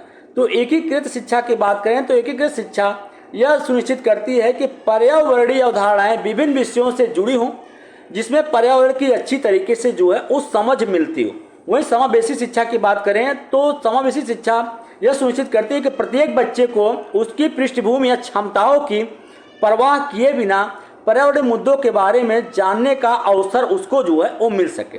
विषयगत शिक्षा पर्यावरण से संबंधित प्रमुख विषयों पर केंद्रित है। जिससे बच्चों को गहराई से विषयों का पता लगाने और विभिन्न विचारों के बीच संबंध बनाने की अनुमति जो है वो मिलती है। तो बिल्कुल इस प्रश्न का राइट जवाब ऑप्शन नंबर जो चौथा है बिल्कुल सही होगा। चलेंगे भैया अगले प्रश्न की तरफ, और अगला प्रश्न यहाँ पे आपके सामने है और अच्छा प्रश्न है कि एक ईवीएस शिक्षक के रूप में आप चाहते हैं कि आपके विद्यार्थी वयस्कों के आसपास अपनी सुरक्षा के बारे में जागरूक हों ताकि वे अपनी देखभाल कर सकें और यौन उत्पीड़न का शिकार न हो। तो आपको कौन सा कदम जो है सबसे उपयुक्त लगता है? उन्हें पॉक्सो एक्ट 2012 के बारे में बताएंगे, उन्हें अपरिचित लोगों से दूर रहना सिखाएंगे, गुड टच और बैड टच के बारे में कार्यशालाएं आयोजित करेंगे, छात्राओं के लिए आत्मरक्षा कार्यशाला आयोजित करेंगे। तो यौन उत्पीड़न किसी भी तरह का अवांछित यौन व्यवहार है जो एक शत्रुतापूर्ण, डराने वाला या अपमानजनक माहौल जो है बनाता है। तो यह विभिन्न सेटिंग्स में हो सकता है, जैसे कार्यस्थल में हो सकता है, स्कूल में हो सकता है, या सार्वजनिक स्थान, या इनमें से शक्ति असंतुलन शामिल हो सकता है।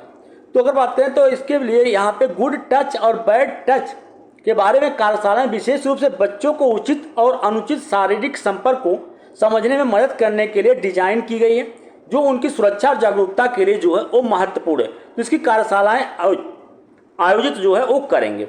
चलेंगे भैया अगले प्रश्न पे यहाँ पे, और अगला प्रश्न है यहाँ पे कि मूल्यांकन का मुख्य उद्देश्य क्या होता है? अनुशासन बनाना, परीक्षा करवाना, प्रश्न पत्र बनवाना, या अधिगमकर्ता के प्रदर्शन का आकलन एवं उनमें जो है सुधार करना। तो शिक्षण अधिगम प्रक्रिया में अगर हम मूल्यांकन की बात करें तो एक महत्वपूर्ण जो है भूमिका निभाता है। मूल्यांकन शिक्षण नीतियों, विधियों और तकनीकी की प्रभावशीलता का आकलन करने में शामिल होता है। तो मूल्यांकन से यह पता चलता है कि अधिगमकर्ता का प्रदर्शन जो है किस प्रकार से हो रहा है, कहाँ सीखने में उसको गलती हो रही है, उसको किस प्रकार से जो है वो सुधार किया सकता है। तो अधिगमकर्ता के प्रदर्शन का आकलन और उसमें सुधार करने के लिए मूल्यांकन जो है वो किया जाता है। चलेंगे भैया अगले प्रश्न पे यहाँ पे, अगला प्रश्न है यहाँ पे कि तेलंगाना के सापेक्ष गुजरात और बिहार की क्रमशः स्थिति आपको बतानी है। उत्तर पश्चिम होगा कि दक्षिण पूर्व होगा, दक्षिण पश्चिम, उत्तर पूर्व, या उत्तर पूर्व या उत्तर पश्चिम और उत्तर पूर्व। तो तेलंगाना की सापेक्ष की बात करें तो तेलंगाना भारत के दक्षिण भाग में स्थित एक राज्य है। गुजरात जो है तेलंगाना के उत्तर पश्चिम में स्थित है और यह भारत के पश्चिम तट पर अरब सागर की सीमा पे जो है वो लगा हुआ है। वहीं बिहार की बात करें तो तेलंगाना के उत्तर पूर्व में जो है वो स्थित है। तो भैया इस प्रश्न का राइट जवाब ऑप्शन नंबर चौथा जो है बिल्कुल सही होगा। चलेंगे अगले प्रश्न की तरफ, और अगला प्रश्न बिल्कुल आपके सामने है यहाँ पे कि पर्यावरण अध्ययन की कक्षा में रीता अपनी शिक्षिका से पूछती है कि उसके मेहमानों के लिए चाय बनाने की अपेक्षा जो है क्यों की जाती है, जबकि उसके बड़े भाई से या भाई से ऐसा करने की अपेक्षा जो है वो नहीं की जा सकती। क्या यह पर्यावरण अध्ययन से संबंधित मुद्दा है? बिल्कुल ऑप्शन एक दिया गया नहीं, क्योंकि यह विद्यार्थियों के सृजनात्मकता को पोषित करता है। नहीं, क्योंकि यह विद्यार्थियों को रोजमर्रा के जीवन से संबंधित क्रियाएं खिलाफ है। हाँ, क्योंकि यह समानता और गैर भेदभाव से संबंधित है। हाँ, क्योंकि यह विद्यार्थियों को अपने दैनिक जीवन से संबंधित अनुभव जो है साझा करता है। तो लैंगिक भेदभाव किसी भी स्थिति को जो है दर्शाता है जहाँ किसी व्यक्ति को अवसर से जो है वो वंचित कर दिया जाता है या केवल उनके लिंग के आधार पर जो है गलत निर्णय जो है वो लिया जाता है। लैंगिक भेदभाव लिंग के आधार पर असमान व्यवहार है और इसे लिंगवाद के रूप में भी जो है वो दर्शाता है। लैंगिक भेदभाव तब होता है जब कोई व्यक्ति दूसरे के प्रति पूर्वाग्रह जो है दिखाता है जो विपरीत लिंग के होने पर नहीं होता है।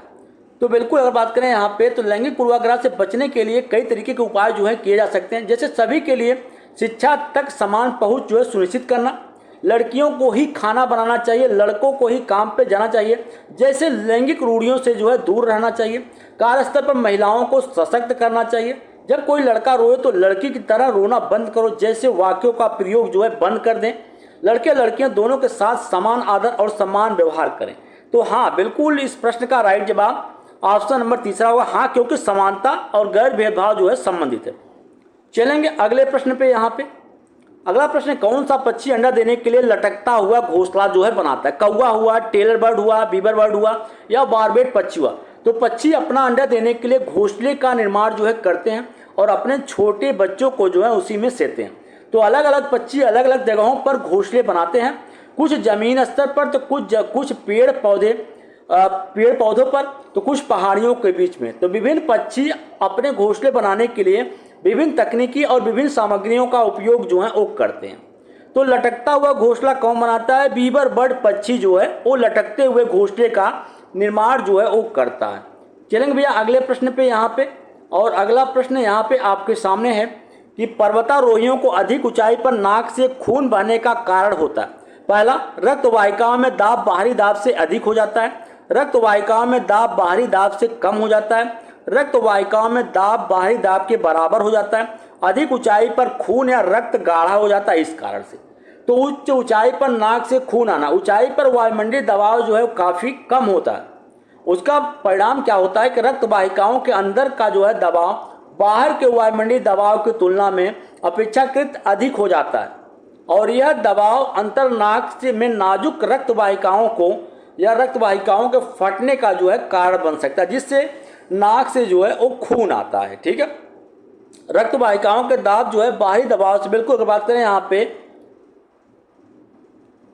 पहला बिल्कुल ऑप्शन बिल्कुल सही है। चलेंगे अगले प्रश्न पे। अगला प्रश्न है यहाँ पे कि संविधान का 74वां संशोधन किससे संबंधित है? ग्रामीण स्थानीय स्वशासन से, शहरी स्थानीय स्वशासन, राष्ट्रपति की शक्तियाँ या संसद की शक्तियाँ? तो बिल्कुल संविधान का 74वां संशोधन जो है वो शहरी स्थानीय स्वशासन से जो है वो संबंधित है। चलेंगे भैया अगले प्रश्न की तरफ।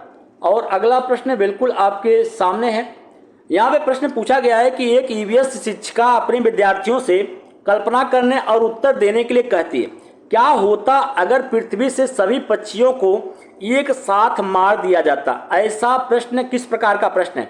अभिसारी है, काल्पनिक है या अपसारी है या दार्शनिक है? तो बिल्कुल अगर बात करें तो इस प्रकार का प्रश्न क्या है? अपसारी है। अपसारी प्रश्न कई संभावित उत्तरों और रचनात्मक सोच को प्रोत्साहित करते हैं, विभिन्न संभावनाओं और दृष्टिकोण का जो है पता लगाते हैं। बिल्कुल अगर बात करें तो अभिसारी प्रश्न है, क्योंकि इसमें बच्चा जो होता है कल्पना करता है और विभिन्न प्रकार से जो है हर एक बच्चा जो है जवाब जो है देता है। वहीं अपसारी प्रश्न की बात करें तो एक इसका जवाब बिल्कुल जो है वो बना बनाया होता है। जिस प्रश्न ऐसे पूछ लिया कि महात्मा गांधी का जन्म कब हुआ था, तो बिल्कुल बधे बधाए प्रश्न है। और यहाँ पे चलेंगे अगले प्रश्न पे। और अगला प्रश्न बिल्कुल आपके सामने है यहाँ पे। और इस प्रश्न पूछा गया कि समर अपने विद्यार्थियों से अपने परिवार के सदस्यों से परामर्श करके विभिन्न तरीके जैसे भाप से पकाना, भूनना, उबालना, तलना आदि से पकाए गए विभिन्न खाद्य पदार्थों के नाम जानने को कहता है। इस गतिविधि का सबसे उपयुक्त कारण क्या है? प्रयोग को प्रोत्साहित करना, सामाजिक अंतःक्रिया में सुधार करना, बच्चों को समूह में कार्य करने के अवसर प्रदान करना, गृह कार्य को प्रोत्साहित करना। तो गतिविधि विद्यार्थियों को विभिन्न खाना पकाने के तरीके के बारे में अपने परिवार के सदस्यों से सलाह लेने के लिए प्रोत्साहित करती है, जो सामाजिक अंतःक्रिया में सुधार करने में जो है वो मदद करता है। अपने परिवार के सदस्यों के साथ जुड़कर छात्र अपने संचार कौशलों को बढ़ाते हैं और पारिवारिक बंधन को भी मजबूत करते हैं। तो गतिविधियाँ पारंपरिक खाना पकाने के तरीके और विविध पाक प्रथाओं के बारे में चर्चा को भी जो है वो बढ़ावा देती है। तो बिल्कुल इस प्रश्न का राइट जवाब ऑप्शन नंबर जो दूसरा है बिल्कुल सही है। चलेंगे भैया अगले प्रश्न पे।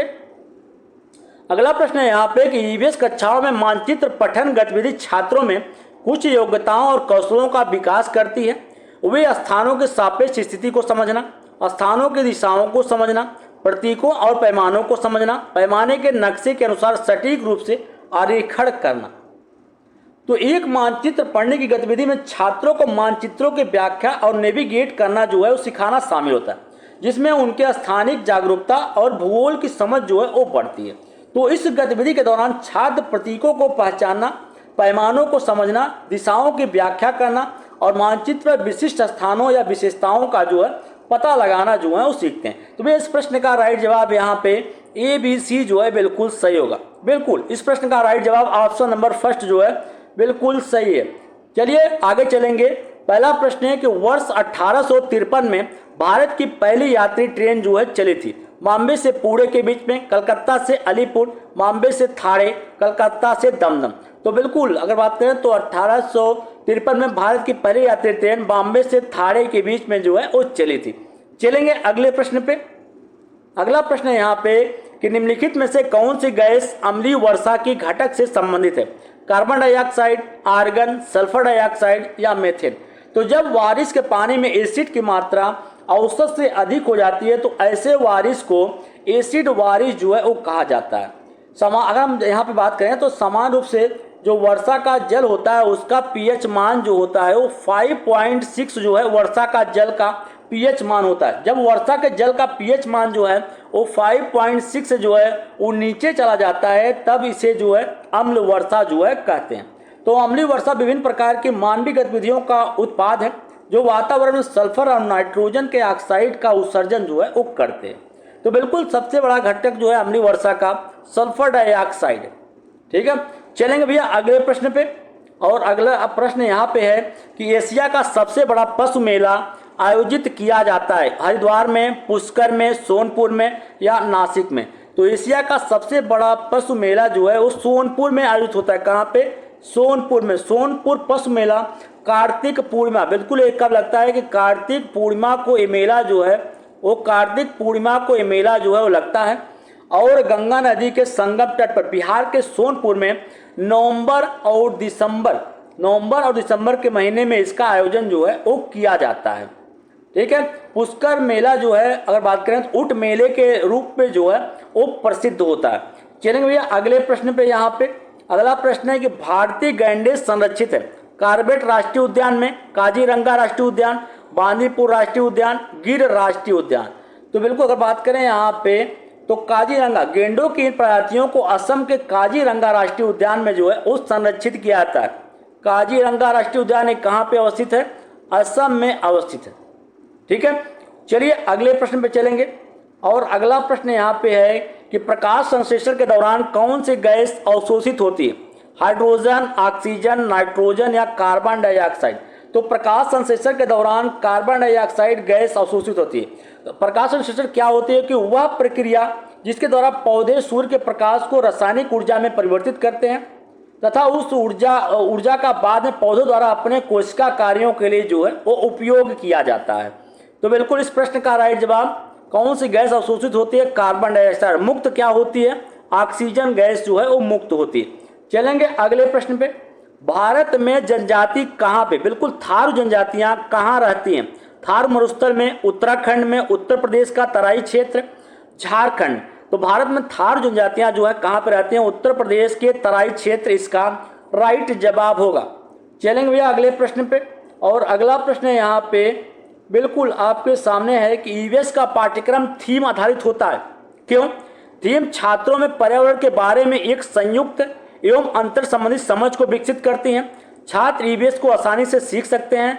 छात्र ईवीएस को शिक्षण अधिगम की प्रक्रिया में शामिल होकर सीख सकते हैं।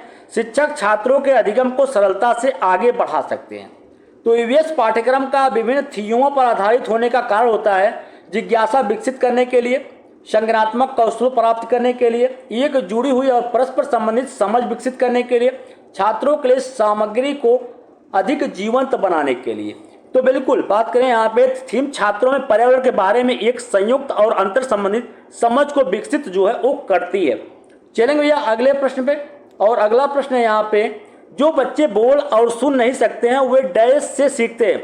सांकेतिक भाषा के माध्यम से, मातृभाषा के माध्यम से, स्थानीय भाषा के माध्यम से, ब्रेल के माध्यम से। ऐसे बच्चे जो हैं बिल्कुल बहुत सारी व्यक्तिगत विभिन्नताओं के साथ विद्यालय आते हैं। और विशेष आवश्यकता वाले बच्चे वे होते हैं जिन्हें किसी प्रकार की अक्षमता होती है और उन्हें असाधारण देखभाल और अतिरिक्त सहायता की जरूरत होती है। जिन बच्चों की विशेष जरूरतें उनकी अक्षमता की प्रकृति पर जो है डिपेंड करती हैं और इन्हें शिक्षक द्वारा दोषपूर्ण छात्रों के रूप में जो है वो नहीं देखा जाना चाहिए। जो बच्चे सुनते नहीं हैं और वो दूसरों की तरह जल्दी बोलना या समझना नहीं सीखते, इसलिए उनका विकास अन्य बच्चों की तुलना में धीमा हो सकता है। तो ऐसे बच्चों के लिए यहाँ पे सांकेतिक भाषा का यूज करेंगे। बिल्कुल सांकेतिक माध्यम से जो है उन्हें चीज़ों को सिखाने का प्रयास जो है वो किया जाएगा। अगला प्रश्न है यहाँ पे, यह बिल्कुल अच्छा प्रश्न है कि निम्नलिखित में से सलाद के बारे में सही कथन का चयन कीजिए। सलाद लगभग 40 वर्ष जीवित रहते हैं और दिन के लगभग 17 घंटे वृक्ष की शाखाओं पर सिर को उल्टा लटकाकर मस्ती से जो है सोते हैं। दूसरा, सलाद लगभग 10 वर्ष जीवित रहते हैं। और दिन के लगभग 20 घंटे वृक्षों की शाखाओं पर सिर को उल्टा लटकाकर मस्ती से सोते हैं। सलाथ लगभग 17 वर्ष जो है जीवित रहते हैं और दिन के लगभग 20 घंटे किसी वृक्ष के नीचे सोते हैं और उसी वृक्ष के पत्ते और टहनियों को खाते हैं। सलाथ लगभग 10 वर्ष तक जीवित रहते हैं और दिन के लगभग 20 घंटे एक वृक्ष की शाखा पर लट के सोते हैं और जिस पेड़ पर रहते हैं उसी के पत्ते और टहनियों को खाते हैं। सलाथ की अगर हम बात करें यहाँ पे, तो सलाथ जो होता है प्रतिदिन लगभग 17 घंटे सोते हैं। यह पेड़ से लकड़ी काटने के लिए केवल 9 घंटे का समय जो है वो बचाते हैं। वे शरीर के तापमान को बिल्कुल अगर बात करें तो सलाद जो है शरीर के तापमान को 86 डिग्री फ़ारेनहाइट से लेके यहाँ पे 93 डिग्री फ़ारेनहाइट तक जो है अपने शरीर के तापमान को जो है वो बनाए रखते हैं। सलाद उसी पेड़ की पत्तियों को खाता है जिस पेड़ पे जो है वो रहता है और इसे शायद ही किसी और चीज़ की जो है ज़रूरत होती है। जब वह उस पेड़ की पर्याप्त पत्ते या टहनियों को खा लेता है तो वह उस पास के अगले पेड़ पे जो है वो चला जाता है। सलाद की बात करें तो सलाद जो है 40 वर्ष तक जो है वो जीवित रहते हैं और इस दौरान केवल वे 8 पेड़ों के इर्द गिर्द ही जो है वो टहलते रहते हैं, मतलब 8 पेड़ों पे ही अपना जीवन जो है वो बिताते हैं। सप्ताह में केवल एक बार अपने आप को राहत देने के लिए पेड़ से जो है वो नीचे उतरता है। तो बिल्कुल इस प्रश्न का राइट जवाब भैया कि सलाद जो लगभग 40 वर्ष तक जीवित रहते हैं और बिल्कुल 17 घंटे वृक्षों की शाखाओं से सिर को उल्टा लटकाकर मस्ती से जो है वो सोते हैं। चलेंगे अगले प्रश्न पे और अगला प्रश्न है यहाँ पे कि मलेरिया का पता निम्नलिखित में से किसकी उपस्थिति के लिए रक्त का परीक्षण करके जो है लगाया जा सकता है। रक्त में यकृत की कोशिकाओं का वितरण करके, खारे पानी में मच्छर के लार्वा के, लाल रक्त कोशिकाओं में मच्छर के अंडे, लाल रक्त कोशिकाओं में प्लाज्मोडियम। तो मलेरिया रोग फैलाने वाले मच्छरों से ही जो है मलेरिया फैलता है। मलेरिया का वाहक क्या होता है? मादा एनोफिलीज जो होती है, मादा एनोफिलीज जो मच्छर होती है एनोफिलीज, और इसी कारण जो है मलेरिया रोग जो है वो फैलता है। मलेरिया तभी फैलेगा जब मलेरिया के मरीज को काटने वाला मादा मच्छर जो है दूसरे व्यक्ति को काट लेगा। मलेरिया से पीड़ित लोगों को ठंड लगना, पसीना आना, सिर दर्द होना, मतली और उनको तेज बुखार हो जाता है। किसी व्यक्ति को मलेरिया है या नहीं है इसकी जांच के लिए, इसका पता लगाने के लिए रक्त का परीक्षण जो है वो किया जाता है। मलेरिया प्रोटोजोआ प्लाज्मोडियम के कारण होता है। अगर रक्त में जो है लाल रक्त कोशिकाओं में प्लाज्मोडियम मिल जाता है तो पता चल जाता है कि व्यक्ति को क्या है, मलेरिया जो है वो हुआ है। ठीक है, चलेंगे अगले प्रश्न पे। अगला प्रश्न यहाँ पे है, जल संरक्षण पढ़ाने का सबसे उचित तरीका यह होगा कि विद्यार्थियों से कहा जाए कि जल संरक्षण से संबंधित कहानियाँ, कविताएं और गीत इकट्ठा करें। जल के उपयोग से संबंधित चित्रों को देखकर यह चर्चा करना कि कहाँ जो है जल का उपयोग अधिक हो रहा है, वे और उनके परिवार के सदस्य जो हैं जल का उपयोग कैसे करते हैं, इसका जल बजट बनाएं। उस गतिविधियों का चित्र बनाने के लिए कहना जो भी जल के उपयोग तथा उसके बिना जो है कर सकते। तो इस प्रश्न का राइट जवाब भैया ऑप्शन नंबर जो तीसरा है वो बिल्कुल सही जवाब होगा। ठीक है, चलेंगे अगले प्रश्न पे। अगला प्रश्न बिल्कुल आपके सामने है यहाँ पे। बिल्कुल विद्यार्थियों को पौधे वृक्षों के प्रति संवेदनशील बनाने के लिए निम्नलिखित में से कौन सी सर्वाधिक उपयुक्त नीति होगी? लकड़ी के लट्ठे के गोदाम का भ्रमण करना, वनों को काटने से बचाने के लिए पोस्टर बनाना, वनों के संरक्षण पर नाटक करवाना, एक पेड़ को अपनाना और उसी के देखभाल करना। तो संवेदनशील बनाने के लिए निम्नलिखित में से सर्वाधिक महत्वपूर्ण अगर बात करें तो केवल जो है ऑप्शन यहाँ पे चौथा जो है बिल्कुल सही होगा। अगले प्रश्न पे चलेंगे। अगला प्रश्न है कि पृथ्वी पर दिन और रात के चक्र का क्या कार्य होता है? पृथ्वी का घूर्णन होता है, पृथ्वी की परिकल्पना होती है, पृथ्वी का घूर्णन और परिक्रमण दोनों होता है, इनमें से कोई नहीं। तो बिल्कुल इस प्रश्न का राइट जवाब ऑप्शन नंबर जो पहला है वो बिल्कुल सही होगा।